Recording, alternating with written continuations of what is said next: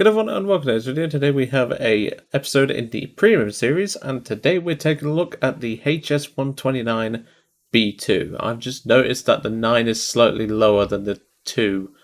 I can't unsee that now, just saying. So, this is a vehicle that I'm sure will ruffle quite a few people's feathers because, well, you know, it's a vehicle that quite a few don't like, specifically the more, shall we say, hardcore War Thunder gamers. And well, I can definitely see why, because it's not the most forgiving for people. Now, of course, me and the duck have a 50-50 relationship. Like, some days I like it, some days I think it's the biggest piece of shit ever to fly. But, you know, it's something where, like, I don't mind it. I wouldn't say it's the best premium for a new player. I always say for the Italian tech tree, that belongs to the Spitfire. The Spitfire, especially with the Hispano buff as of a few months ago, is definitely the most consistent option for a new player. Now, of course, for a more experienced player that doesn't really want a Spitfire in their collection, this is definitely a good starting point. But of course, there is a lot to consider before jumping the trigger and buying this thing. So let's take a look at it. So first of all, the engines. These are gnome Roans, and if you know anything about your gnome Roan engines, these are pretty shit. To put it simply, this is the only engine they can really get their hands on. And yeah, all I'm saying is, I would love to see like a drawing of a duck with BMW 801s. Obviously, they wouldn't have had that, but you know. A man can dream for a bit more horsepower, but you know. To put it simply, these engines are appalling, and they are really, really weak. They lack power at pretty much any altitude. This thing's heavy weight really holds it back, and yeah, the duck is not maneuverable in the slightest. The only reason why you would win a dogfight against someone in a duck is because they either black out, they fuck up in general, or they're stupid enough to take a head-on. And even then, a head-on doesn't exactly count for a dogfight. So why is the duck so poor in terms of its air-to-air ability? Well, it's down to the armour, of course, not around the engines, but around the tub itself. As you can see, this thing is quite heavily armoured around the nose area. This makes it quite nose-heavy, and when you combine in its armament of two 20mm and two 7.92s, this does make it a bit of a chore. And of course, with the weak engines, that really doesn't help it. You also have to wet the engines a lot, and they overheat, so that is something to consider as well. But you can definitely see why people do not like this thing. Where this thing makes up, however, is its ground attack potential. We have access to a 37mm cannon, 30mm Mk103 cannon, and 4 50kg bombs.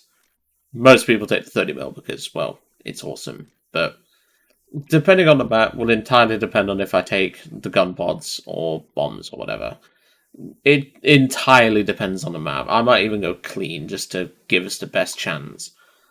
But yeah, this vehicle is around about 1360 golden eagles if memory serves. And yeah, this thing is not worth the money these days. And I know Harry's going to jump in the comments and say, but this vehicle's really good, blah blah blah. Yeah, in some situations I agree. This thing can do a lot of work, but the problem is a lot of the time this thing needs fighter cover in order to do that, and yeah, it's just not consistent enough for a new player. So personally, if you are wanting a premium, buy yourself this. So let's get in and let's get cracking. I'm looking forward to taking the old duck out though. This is a nice little vehicle, but as I say, it is something where you have to be careful with it. But yeah. And immediately we get a match, so that's at least a positive sign. Now, for this map, the 30mm would actually be really good, because there's a lot of targets we can crack with that 30mm. So I think that's what we're going to go with. And of course, we're going to set it to the HVAP, which has 77mm of penetration. Honestly, this thing in ground up is really good, but obviously it's if someone sees you coming in. That's when, you know, it's not exactly great in that situation. And it looks like we actually got a down tier, which is pretty good for us. That's really good for us. I'll take that. We'll be mostly ground pounding anyway, but like if a plane comes at us, we'll butcher him. So that's good. That's what I want to see. So yeah, like I said, this is not a forgiving vehicle in the slightest for most players, but it's definitely one that you can just take out with a few friends and just be ground pounding and just have a little bit of a relaxation period. But it's when an enemy aircraft chooses to engage you that is semi-competent, that's when the trouble starts. And trust me, you'll know. For example, if that thing comes near us, our best hope is a head-on. If that thing comes near us, our best hope is a head-on. If that thing comes near us, the best hope is a head-on. You start to see a bit of a pattern here. Unfortunately, this is just a case of a vehicle just not being consistent. I've now got to keep a very sharp eye out. Let's put it that way. Oh, did I mention this thing has barely any elevator authority?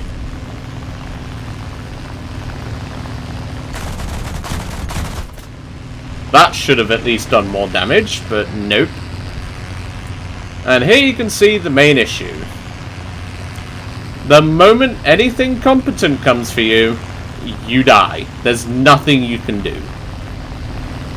You can't pitch up after the fire crest, you can't kill the fire crest, and as you can see, that armor means absolutely nothing. Because a well-placed shot just instantly kills you. Yeah. Next match. See you in a moment. And welcome to match 2. That was the quickest match I've ever had in my life, I'll be honest. I've actually done quicker, but like one for a video to like feature. I'm not editing that out. That was just a pure example of what this thing is like. Sometimes you have matches where people ignore you and you can just farm up. The other times you have matches like that, where if someone just literally goes out their way and kills you, there's literally nothing you can do about it. What more can I say? That sums up the duck experience.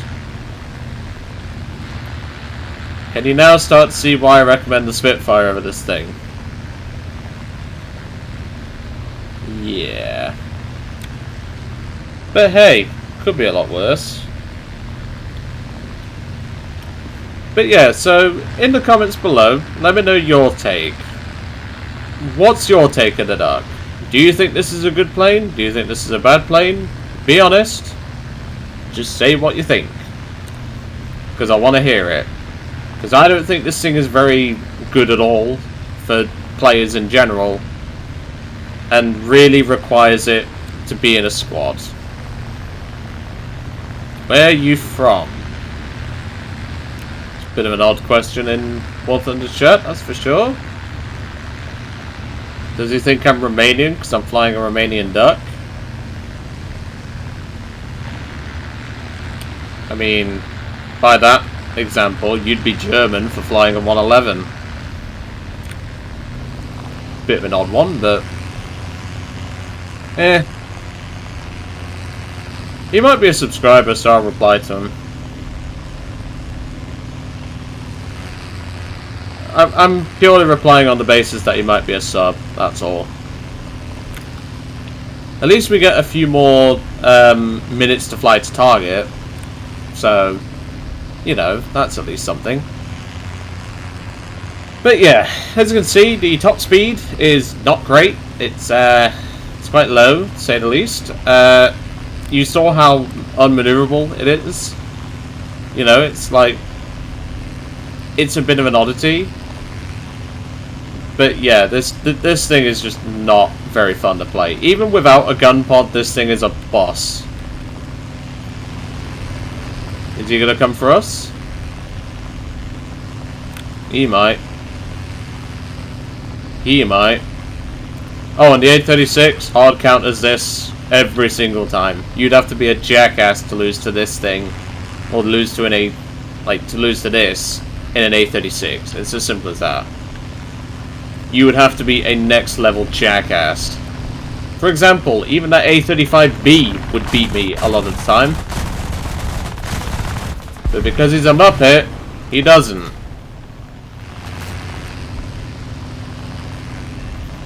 You can now see why this thing isn't consistent. You have to rely on other players' mistakes.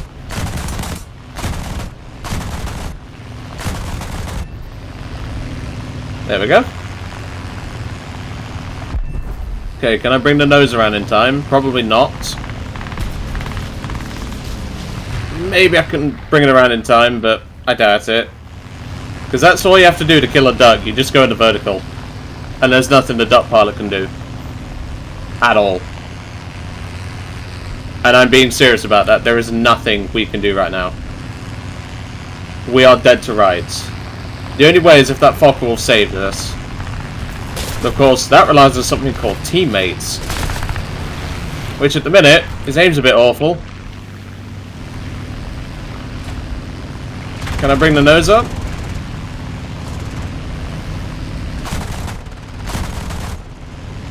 No, I have too much damage on the left-hand side.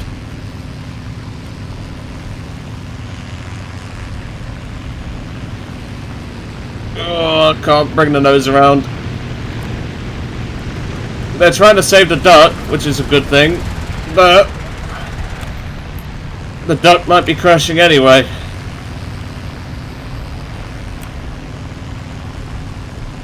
Okay, I think they've got him. Oh god, this is such a chore. But hey, I suffer so you don't have to.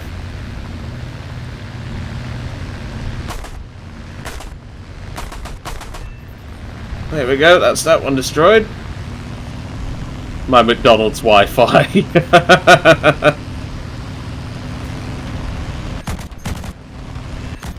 There we go, that's him dealt with. That AA piece. Right, can we now help the team with our damaged aircraft? Let's try. Come here, buddy. Let's help you out. See, that's what happens when you can actually get your guns on target. You butcher an enemy aircraft.